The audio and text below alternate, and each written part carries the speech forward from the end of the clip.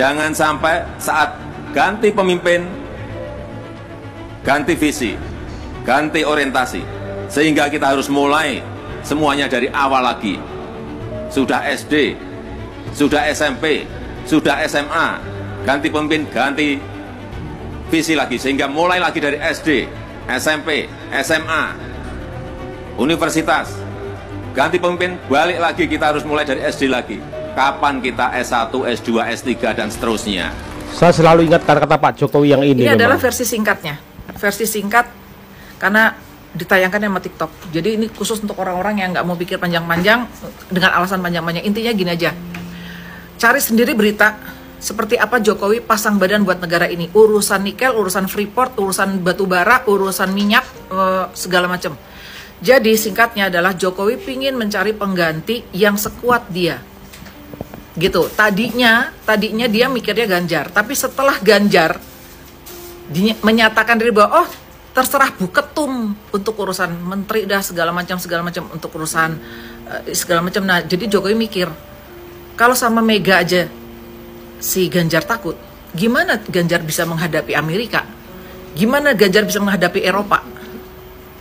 Itu aja. Jadi yang mau dicari itu adalah orang yang kuat dan berani. Itu bolak-balik Jokowi udah ngomong.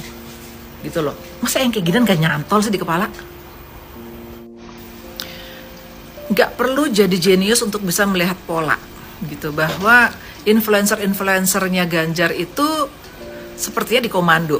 Bukan seperti saya udah yakin, bahkan saya udah curiga, oh ya orang bayaran suka gitu ya, dikumpulin karena udah dibayar kan, terus kemudian ditugasin, minggu ini kita akan ngebahas bombardir masyarakat tuh, ngebahasnya adalah tentang pengkhianatan, nanti minggu depan kita bahasnya tentang MK, minggu depannya lagi sekarang nih ada tentang Jokowi pernah minta 3 periode. Padahal kan kalau kita lihat berita-berita dari kapan-kapan tuh Jokowi udah bilang itu menjerumuskan saya, kalau pada minta 3 periode saya nggak mau, kan gitu kan. Nah, cuman nggak apa-apa, nggak usah khawatir, kita biarin aja mereka melakukan itu namanya gol bunuh diri. Kenapa? Karena Ganjar itu numerologinya 5, teman-teman. Hierophant itu harusnya melakukan pekerjaan-pekerjaan itu secara etik, secara moralis, dan secara baik gitu. Kalau enggak, justru jatuhnya di situ, apes nanti. Akhir-akhir ini gue lihat nih, presiden kita Pak Jokowi dihina-hina dan dicaci maki sejak paslon Prabowo Gibran dideklarasi. Tapi gue percaya, pertama, Pak Jokowi itu mau yang terbaik untuk bangsa ini. Ditambah banyak mimpi Indonesia yang harus dicapai di tengah geopolitik yang semakin memanas, kalian tahu kan? Dan yang kedua, presiden itu tahu pemimpin seperti apa yang dibutuhkan setelah beliau. Yang pasti harus berani, yang terpenting tidak boleh diatur oleh pihak lain yang punya kepentingan sendiri dengan power dan duit yang besar. Karena kita tahu men, yang namanya presiden itu harus berani dan bernyali, nggak boleh tuh disetir. Jadi kalau udah ada yang menghina presiden di akhir masa jabatannya, kita udah tahu tujuannya pasti nggak mau Indonesia itu punya pemimpin yang nggak bisa disetir. Padahal sebelumnya mereka sangat menyanjung Pak Jokowi loh. Kenapa harus begini sekarang? Jadi inilah yang membuat semua orang menjadi bingung dan ini menjadi terpecah. Prabowo dan Ganjar ini menjadi terpecah. Inilah yang membuat rakyat itu semakin bingung. Kenapa malah membuat rakyat semakin bingung? Kalau seperti ini terus, dukungan akan beralih ke Anies Baswedan. Ini yang membuat kekacauan ini malah elit-elit seperti ini. Ya, antara kepentingan, antara kekuasaan. Masya Allah, Pak Jokowi yang sudah pada satu rel ingin kemajuan bangsa ini tiba-tiba harus memilih antara beberapa hal yang mestinya beliau sendiri yang ketahui, teman-teman. Ini membuat semua itu masyarakat menjadi bingung. Kenapa membuat masyarakat menjadi tambah bingung ya kalau gini ya? Heran gue. Nah, kalau kalian gimana? Kalau gue, I stand with Jokowi. Dalam panggung politik yang syarat drama, banyak yang berpendapat bahwa Presiden Jokowi merasa tersinggung oleh pernyataan Ibu Megawati yang sering menyebutnya sebagai petugas partai. Bahkan itu diucapkan di forum-forum umum. Masa iya sih, hanya gara-gara pernyataan itu Presiden Jokowi bermanuver? Kalau menurut saya tidak. Seperti dalam sebuah tari tragis, perubahan sikap Presiden Jokowi lebih erat terkait dengan drama internal dalam proses pencalonan seorang Ganjar Pranowo sebagai Presiden 2024. Di tengah sorotan politik yang begitu menyilaukan, seperti dalam pergelangan tangan seorang penyihir, ada alur cerita yang menggerakkan hati. Saat itu, PDIP tengah berupaya memurnikan citra bakal calon presidennya yang lain, yaitu Ibu Puan Maharani. Akan tetapi, dalam keheningan malam politik yang gelap, ada seorang Presiden Jokowi yang bersinar seperti bulan purnama di langit yang gelap, yang dengan penuh keyakinan mendukung Ganjar Pranowo sebagai sang pemimpin masa depan. Ganjar, seorang gubernur aktif yang awalnya tidak pernah disebut sebagai kandidat bakal calon presiden yang akan diusung PDIP, menemukan pembelaan dalam diri sang presiden. Presiden Jokowi dengan hati yang tulus dan suara yang lembut membangkitkan citra Ganjar di panggung politik, seakan-akan menciptakan senandung kebangkitan. Namun, seperti teatrikalitas seorang badut, PDIP tiba-tiba mengumumkan Ganjar sebagai calon presiden 2024 tanpa menyampaikan pesan sebelumnya kepada Pak Jokowi. Beliau dihadapkan pada kabar mendalam tersebut hanya beberapa saat sebelum prosesi berlangsung. Bahkan, Presiden Jokowi saat itu tengah berada di Solo, dan ia harus segera bergegas kembali ke Jakarta untuk mengikuti deklarasi itu. Begitu banyak yang menyaksikan tarian politik ini sebagai sebuah konspirasi tersembunyi. Mungkin PDIP menginginkan agar bayangan besar Presiden Jokowi tidak menghiasi kemenangan Ganjar suatu saat, supaya dalam klaim kemenangannya hanya nama PDIP yang bersinar. Ini mungkin adalah upaya tarian politik yang merancang strategi mengesampingkan Presiden Jokowi, seperti seorang penari yang membungkuk saat yang lain berlenggak-lenggok. Menurut saya, inilah yang menjadi benang merah dari perubahan sikap Presiden Jokowi, yang seperti sang panglima dalam pertunjukan teater tragedi, memutuskan untuk mendukung Bapak Prabowo Subianto sebagai calon presiden. Sebuah keputusan yang seperti potongan kain sutra yang melambangkan tindakan tegas. Dan anaknya, Gibran, yang seperti kisah kecil dalam drama besar, diusulkan sebagai calon wakil presiden. Keren nggak tuh? Seolah-olah di atas panggung besar politik ini, Presiden Jokowi ingin menulis ulang naskah, menanam benih-benih ketegasan, dan menari melalui musik yang ia ciptakan sendiri. Intinya, elit-elit itu membuat rakyat dan para pendukung itu terpecah menjadi dua. Tapi kira strategi dari PDI Perjuangan itu untuk kali ini saya katakan keliru, teman-teman. Saya katakan keliru. Bahkan saya sendiri juga agak bingung dengan kejadian seperti ini. Tiba-tiba peta berubah begitu cepat. Karena ini kesalahan dari elit-elit yang tidak bisa menyatukan diri untuk kepentingan bangsa ini. Masing-masing merasa punya hak yang lebih besar untuk membangun bangsa ini. Kenapa sih nggak ada yang legowo begitu ya? Kadang-kadang saya itu merasa kesal dengan mereka semuanya itu. Kesal. Karena kita semua juga dibikin bingung ya dengan kejadian-kejadian seperti ini tentunya. Ia ingin memberikan pelajaran puitis kepada PDIP bahwa ia adalah tokoh yang tak bisa dipermainkan dalam sandiwara politik. Demikianlah dalam pertunjukan ini. Aliran air politik yang dalam berpadu dengan sinar bulan malam menghasilkan sebuah tari politik yang penuh misteri dan kekuatan. Sebuah narasi yang menggugah, seperti puisi politik yang menciptakan suara di keheningan malam. Thank you. Masyarakat harus belajar. Tidak ada musuh abadi. Yang ada kepentingan abadi. Di dunia politik itu nggak ada musuh abadi. Anda lihat yang kemarin musuh sekarang jadi berteman. Jadi yang ada di dalam politik itu adalah kepentingan abadi. Nah sekarang PDIP dan elitnya merasa sudah nggak punya kepentingan lagi. dengan Jokowi. Presiden Jokowi masih 1 tahun loh, masih 1,5 tahun loh, ya kan? Udah mulai, ya, mulai serangan character assassination. Wah, karena Jokowi mendapatkan approving rate 90%, sudah pasti tindakan PDIP dan elitnya yang mendiskreditkan, yang mencoba menjatuhkan Jokowi dengan isu 3 periode atau penundaan pemilu, politik dinasti, pengkhianat, ya kan?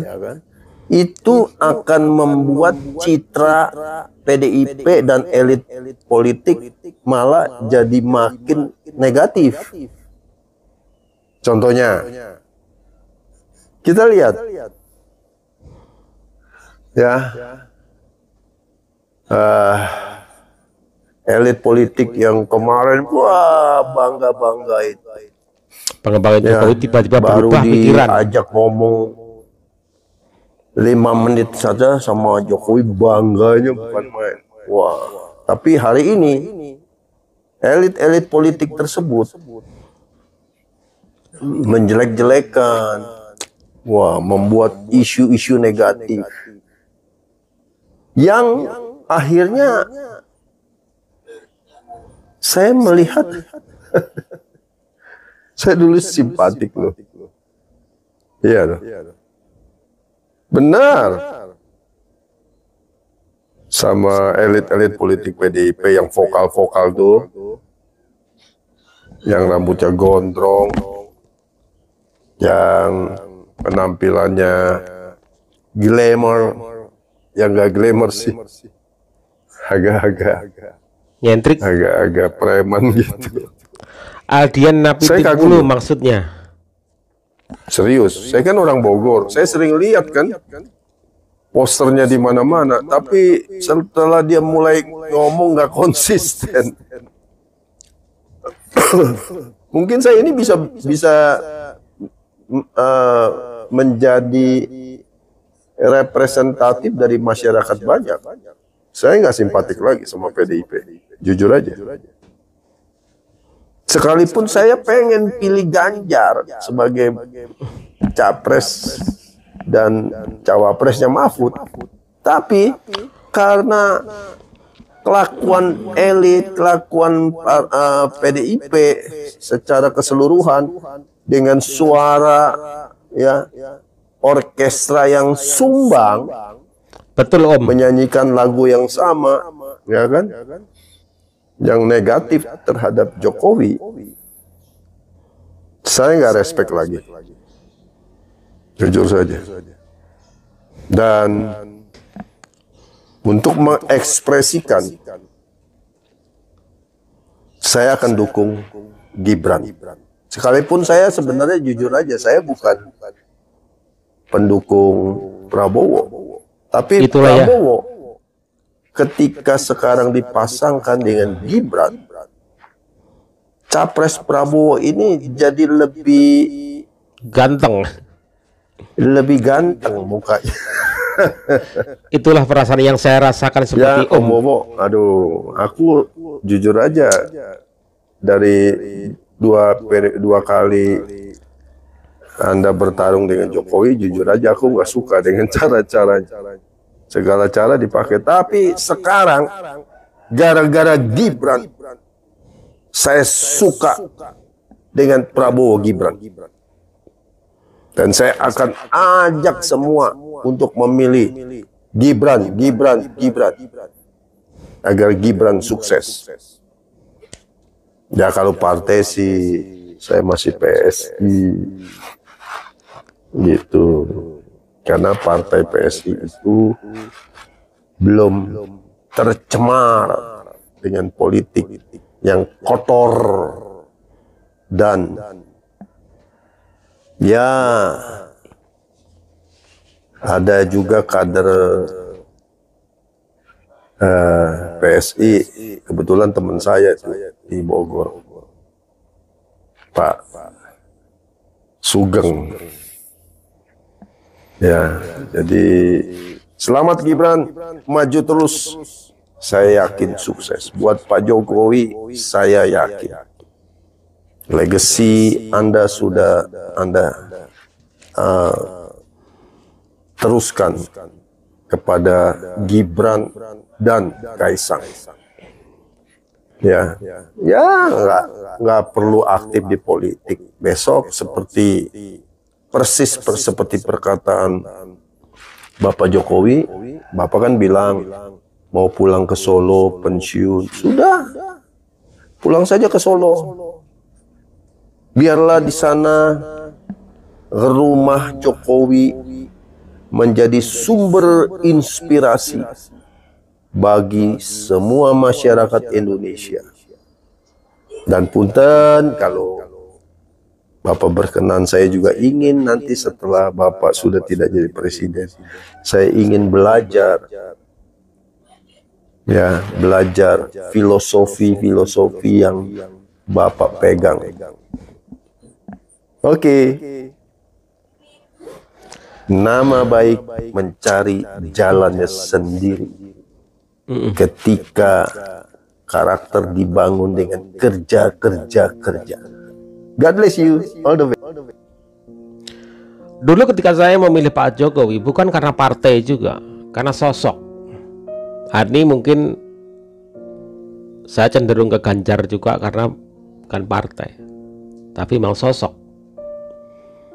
Tetapi ketika suatu partai